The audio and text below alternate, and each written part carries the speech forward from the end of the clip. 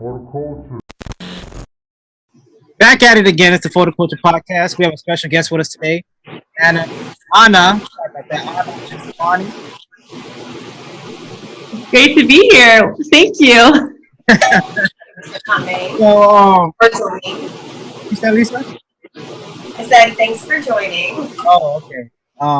So I wanted to talk about you was born and raised in Orlando. Yeah, so I'm the daughter of working class immigrants from Iran. My parents were actually born in Iran, but came from a few different parts of that country and met in Orlando, working at the same donut shop.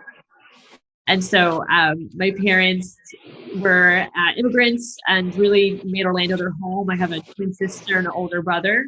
And so being Iranian American is a big part of who I am.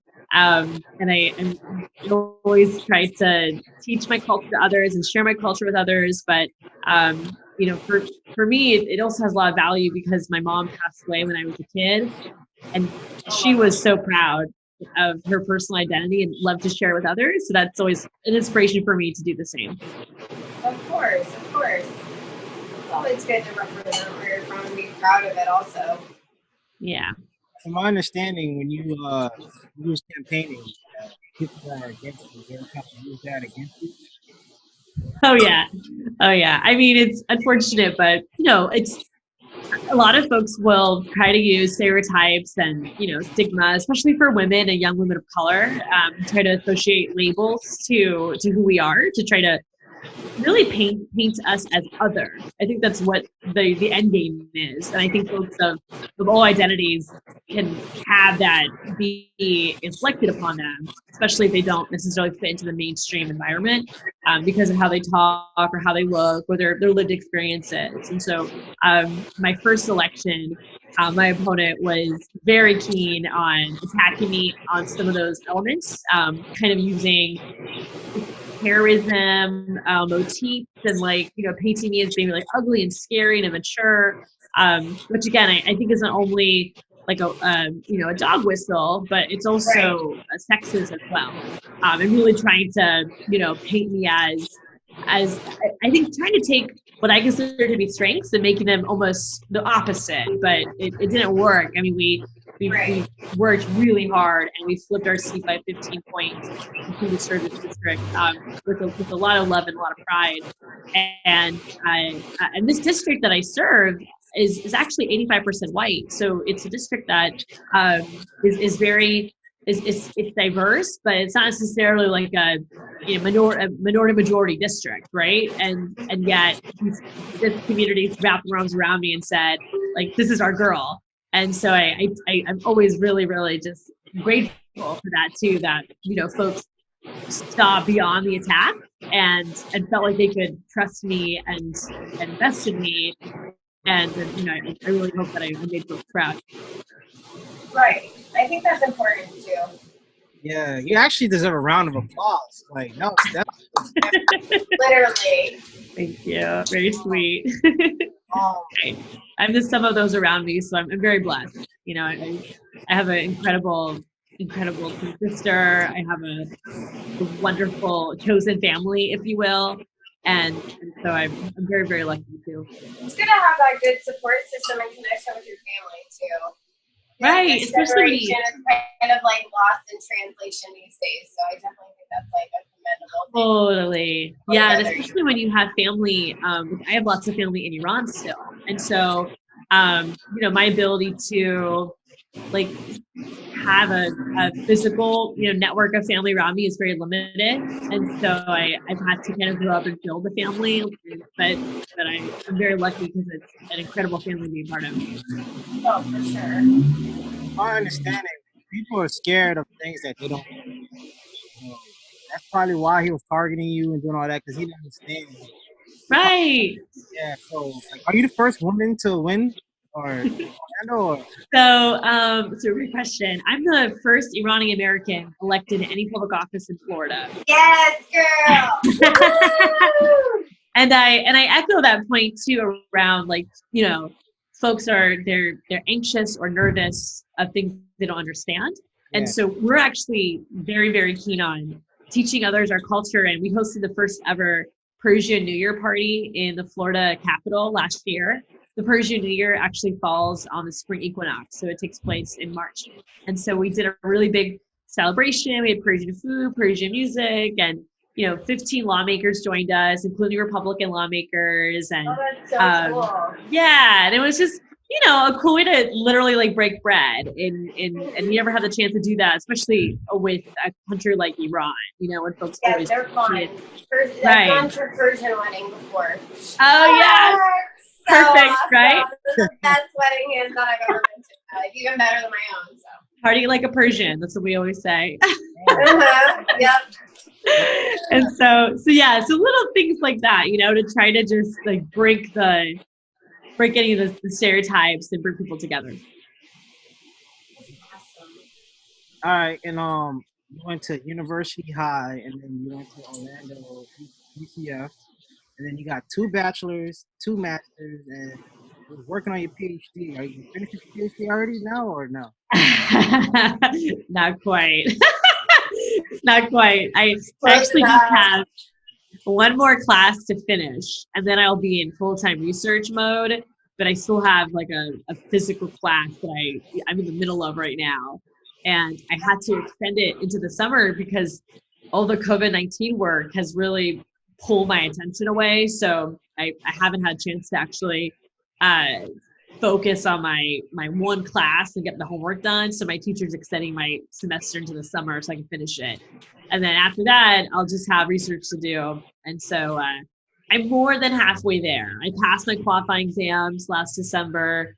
So I'm on the right track, but it's like the right. Just gotta keep doing it. I'm hopeful I'll be done in less than 2 years, but I'm also part-time, so I just gotta like take it day by day. Listen, as long as you get it done, there's people graduating when they're like 80 years old, so. Right. It's never too late. Yeah. How is it? Like, I can only imagine for a teacher to be teaching state representatives. Like, you just supposed to teach. So I try not to say anything in class because a little intimidating for them, Yeah, I want to be treated the same. So I don't I just introduce myself, and I mean, it's funny. Most of my professors already know. It's actually usually my classmates who don't know. And once we start having like class discussions, and it's kind of clear that she has like she has a lot of information about like state politics. Do you know what I mean? Like eyebrows starts raising a little bit, and then next day, and then the next day they're like, "Were you on the radio yesterday?" And I was like, "Oh yeah, I was." Let me go home and Google my classmate. I mean, I really love being a student, and I really treasure the 3 hours I have to just like, sit and just not have to know the answers all the time, but to ask the questions, in that kind of environment. So I really treasure that. So I try not to spoil it, but I will say that being a representative is it does create challenges in research, not to get too wonky, but it's hard to interview participants in a study if they know who I am. So it makes it a little bit more challenging, because if I'm doing interviews about, like, we did research in Paramore, for example. Paramore is a historic Black community in Orlando, and it's been gentrified a very long time. So we were doing research on healthcare disparities, and we were interviewing the residents to get a better understanding of their experiences.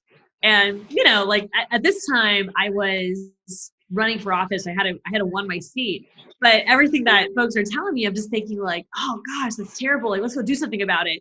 And as researchers, like, you're supposed to don't draw assumptions, like maintain objectivity.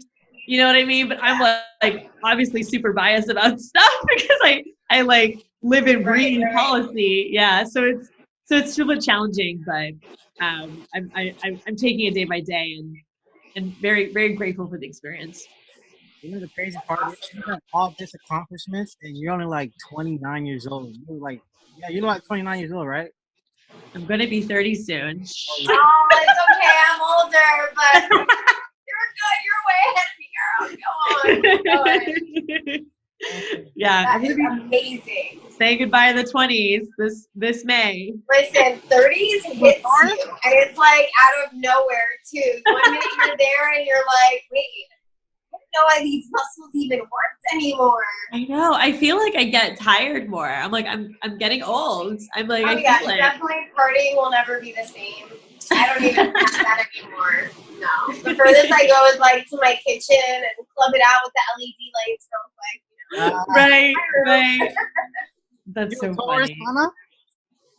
Huh? You a Taurus? I am. Yeah, but I'm actually on the cusp. So I'm May 20th. So my sister and I were right on the cusp. Oh, you're May 20th? Yeah, That's my sister's birthday. Oh, no way. Yes, but she's awesome. 28. She's still a baby. Oh, cool. Yeah, so she's That's Gemini, the twins. So you're born. Yeah, I have a twin sister too. Oh wow. Yeah. I'm May 5th. I'm a Taurus too. Oh, all these May bababies. That's awesome. I'm November. What are your birthday quarantine plans? I don't know. Like I don't know. Well, mine's in November, so I think you guys are way ahead of me on Yeah. that one. You guys have a real Hopefully close you'll birthday be right fine. now. Hopefully you'll be fine too by then. Fingers crossed. Yeah, Things will be but I'm a little still more not going back to anywhere. normal. I'm gonna stay home to be honest. I'm gonna take because I feel like there's gonna be a whole another wave of this. You know, kind of like the Oh, Spanish yeah. flu back in like 1918. So I feel like we're like borderline Right. close. So you know, if that lasted for 3 years, you know, I feel like this might be just considering nobody's taking the necessary precautions everywhere. So I think that that's just going to create a whole new wave of this to go around anyway. So even though if they open everything up, I feel like until there's an actual cure, vaccine, or whatever it is, you know, I just feel like it's kind of inevitable. Either you're going to get it or someone you know. I mean, my uncle passed away from it. I've had a cousin that's had it already. Oh, I'm so sorry. I've had a few friends and people that I know that have had it. So I feel like there's going to be a whole other wave of this at some point unless we find, you know, the necessary things to prevent it. So I personally don't intend on going anywhere. Don't like unless I drive my car. But I was gonna say if you're able to do that, I think that's probably the best choice, right? If you're able I feel like nothing's gonna go anywhere. The world's still going, and if anything, they're happy that nobody's out, like you know, creating and polluting and littering. So I feel like they're thanking us right now. So I'm gonna just join the movement until next year, and hopefully 2021 will allow us outdoors. You know. Well, and Dr. Fauci has said that there likely will be another wave in the fall. So I think you're really smart. I think I think through that. Yeah, absolutely. And a second wave come back to China? Not sure. Honestly, no, I mean, it's gonna come from. It's already in the U.S., so at this point, it's gonna come from anywhere. Oh, right. I mean, and we could open back travels. There could be different strains as well, right? But at this point, like we might export it to a different country, right? Like it's all over the world now. But it's why washing our hands is still so important. I think handshakes are going to be. And you know, there's a scientifically proven fact that you men don't like to wash your hands as much as women. So I think that you guys statistically should like enhance a little bit. You know? Well, actually, you're probably right, but that's not. You guys go to the bathroom, and I guarantee you, 90% of the time, you do not wash your hands in a public place. I guarantee you. I was just about to tell you that. So I was in the bathroom one time, and I was shocked for a guy washing his hands, and he was bored that one time. So once I seen that, I was like, I'm never shaking this guy's hand again. Right, you're not supposed to. Like, I don't even. I'm like, we'll pound it, elbow. Yeah, but the fact that I seen that, I was like, I was expecting him to go wash his hand, but he just go pee and then goes right back out. I was like, this man is nasty. I mean, and I think it speaks to like the potential of using other greetings, not handshaking, right? Yeah. I've been doing elbows a lot, and for the betterment of public health to like think of everyday decisions that can keep more people healthy. What are your thoughts on coronavirus right now? Is there any coronavirus updates you want to let us know about? It's been a challenge. It's been a serious challenge for us. I mean, I think that from a healthcare perspective, we need more testing, and we're working to get more testing. Florida just made testing available to every type of person versus folks that fit certain categories and Right. at-risk communities. So now, if you want to get tested, you should be able to find a place to get tested. When it comes to the economic challenges, they're very, very real. We've been fighting for small businesses and trying to get more resources to small businesses. And of course, unemployment insurance. And I spent hours at my computer just trying to help folks navigate the broken unemployment system in Florida. So that's been one of my biggest responsibilities right now, and one of my biggest priorities is to help folks get their benefits. And so it's been overwhelming for all of us. I mean, obviously, it's going to be incredibly overwhelming for folks who are waiting for money. But I will say that because of the Department of Economic Opportunity's lack of accessibility and communication, our office of many has become like the liaison and the support and the contact. So we just get flooded with messages, and I'm very behind. So I was up till 6 a.m. just doing emails this morning. Yeah, I'm I not slept for an hour and I got right back up. So Florida, yeah, it's been intense. Florida needs a better system. Agreed. Yeah, and we need to pay people more. $275 a week as the max is insane. That confused me because you have to get $1,000. So why is our system so messed up? Right. It was crafted by the state's largest corporations. That's why. And so the state's largest corporations under Governor Rick Scott in 2011 redid the entire Florida's unemployment insurance system and designed it to really benefit corporations because the tax they pay into it is very small, but the benefits also very low. So if you ask a big corporation, they'll say they like it, but if you talk to a working Floridian, like they'll tell you that the benefits low, the website sucks, I can't get assistance. I actually haven't even attempted, but I do have a lot of friends that have said it took them about like 7 or 8 tries just to get through unemployment. That they filed like a month ago and still haven't gotten anything. I've heard. Right. Like I know plenty of people that still haven't even gotten their stimulus checks or so I feel like, I mean, I haven't. So I just think that it's gonna come when it comes. But I don't think that either whether you get it or you don't. I don't think that that's gonna help as much. It helps a little bit, but at the end of the day, your landlord wants the full rent. If your rent's $2,500. They're only giving you, what is it, $1,200? Realistically, how are you going to come up with the rest? Right. I have plenty of friends that have been laid off, working at hotels and, working for Planet Fitness or for, law firms. And right. It's like everyone's still losing jobs, even doctors' offices, dentist offices, plastic surgeons, anesthesiologists that work for them. They're losing money too. So, I don't think with the bills the way they're set up, granted, we can't do anything with the economy, and it's probably better the way it is, but, I think it's affecting everybody more so than just getting one check through the 2 or 3 months that we're going to have to go through this, And I feel like they give us 30-day increments just so we don't have a whole freak out, Right. I mean, the unemployment system should be giving you some more support. I mean, it was supposed to provide about $800 a week. And that should have happened like at least late March. And we're in late April. And we do have some families who've never seen a penny yet. And it's not their fault. But the website, to your friend's point, website doesn't work. Tons of confusion and how to even use it. The call center isn't available. So I actually think if it worked, it would have been really helpful early on to pay for rent and some of those expenses. But what we've ended up having to do is like not only try to push these benefits to be there for people, but we've had to hold back the monthly payments and like support renters. And I've talked to families that live in motels and hotels to try to make sure that they're not going to be evicted. And so it's been like this, like the payment wall is coming and this wall is not moving. And so we're just trying to like make sure the payments don't chase the benefits to the point where the benefits can't keep up with they're not there. So if the system worked, it actually, I think would have been really impactful for people. But now it's become more of this torture because they're putting in all these hours and all this time and all this stress for a website that just keeps failing them again and again and again. So yeah. There's so many Americans trying to get on and do it, and I think Right.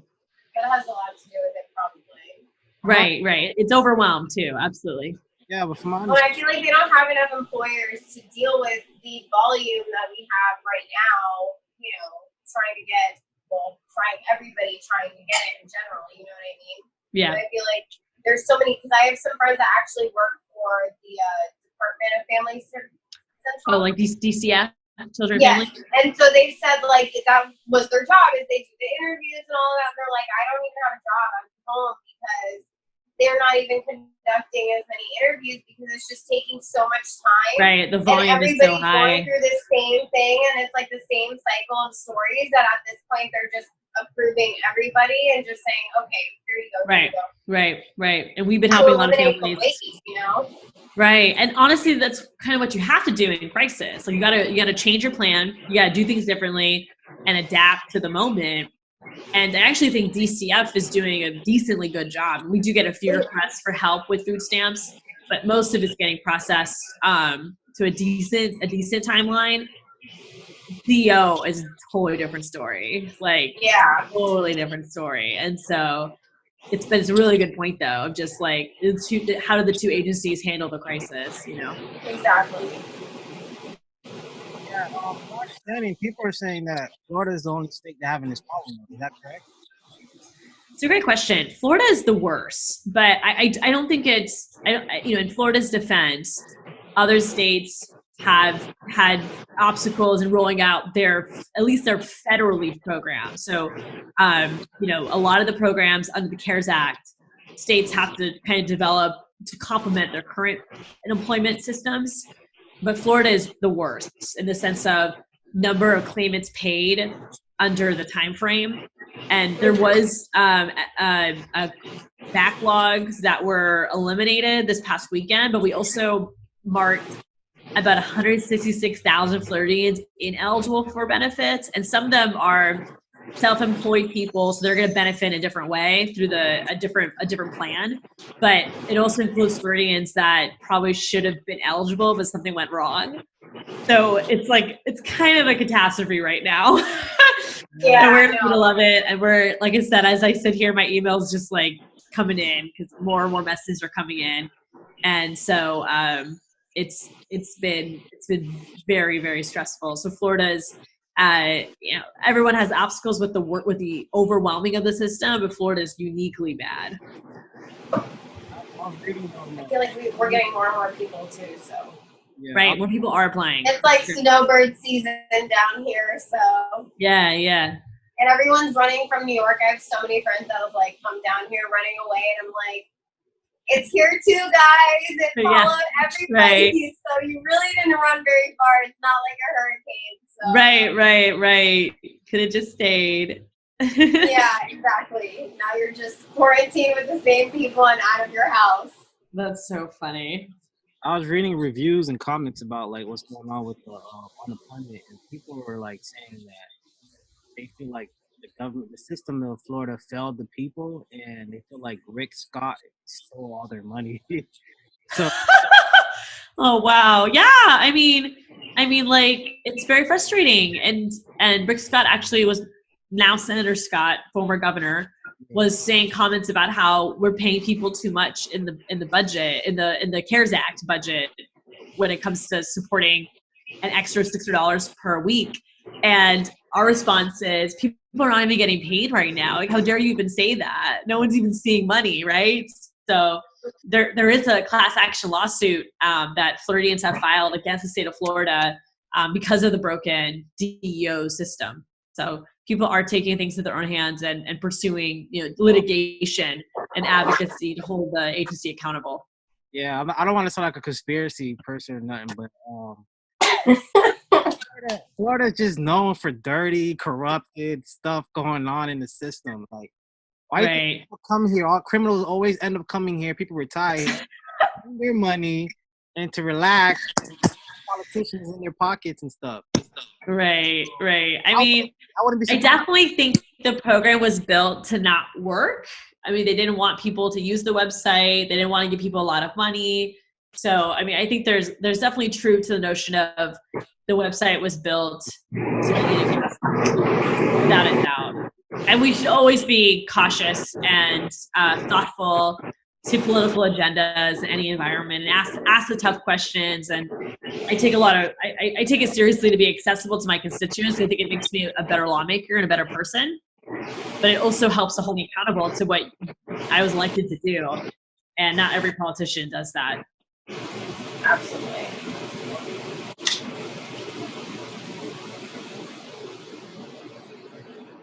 That's just from the past of past experiences, especially Trump. When he talks, he's talking. You guys can hear me? A little bit. Oh, I was like, I'm not sure. Don't mind me. Hey, the crazy part about it is both of you guys are shaking your head like, yeah, okay. We're just like trying to be polite and wait. Right, we're like, my phone died. But yeah, what I was saying was, politicians, like from growing up, like just listening to all the politicians that we had in our my lifespan. Every politician that I seen, besides Obama, well, he tried to change, but he had people against him and stuff like that. But right. politicians couldn't promise what they said they're going to do. Right. Oh yeah. A lot of, well, and the reality is that we have to redefine like what does it mean to be a public servant, and what does a winner look like, right? Like who can run for office, and who can actually win. And I do think that 2018 helped to challenge that by more women, more immigrants, more people of color, more LGBTQ folks running for office for the first time, shifting the landscape of what a looks like, and hopefully inspiring more people, more everyday people who don't come from money, who don't come from a legacy of politicians, to do this work and to do it well. And so I don't think we're there yet. I mean, it's still very, very much an institution that was crafted by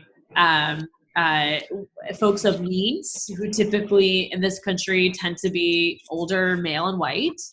And we're seeing a new group of allyship, folks that are male, white, and like show up for people of color and show up for women. So I have a lot of hope for the future, because I do think that we're challenging it every day in small ways and big ways.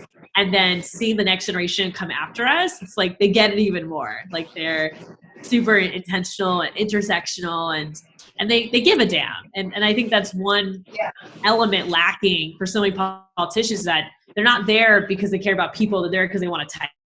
And that people see right through that, right? So I think that's a part of the what I like to call transformational politics, in contrast to transactional politics.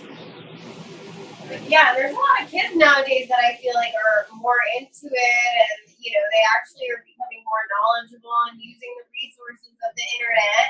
Oh yeah. To actually, learn about these things. I know my son was talking a few stuff, and I'm like, oh, I just learned something about it. Right. I mean, you have the climate justice movement, gun safety movement. There's Greta Thunberg. She's really into it too. I love her though. I love her. She's amazing. Yeah, and she's incredible. And so many young people are inspired by her, and climate strikes around the world are inspired by her. So yeah, a lot of incredible youth movements, and it definitely sets a really meaningful tone for the future, that young people understand the issues and they have a voice in it. And I can't wait to see like what that next chapter looks like in our country, because I think it'll be pretty cool. Yeah, I think that our generation set things in motion, and people behind us is gonna take the torch and just start running with it. Absolutely. No, absolutely. I'm with y'all. Well, thank you for having me. Unfortunately, I got Do is trying to call me, and I want to pick up that phone call to see what's going on. Yes. Try to get things fixed. Thank you so much. It's been a pleasure speaking with you. You too. Like Have to do it again as well, especially when quarantine things calm down. But Oh yeah. Hopefully we can do it in person. Hopefully we can do the next one in person. Absolutely, that would be awesome. Yeah. For now, stay safe, be healthy, and I'll talk to you guys soon. Okay. Yes. You too. All right. Take care.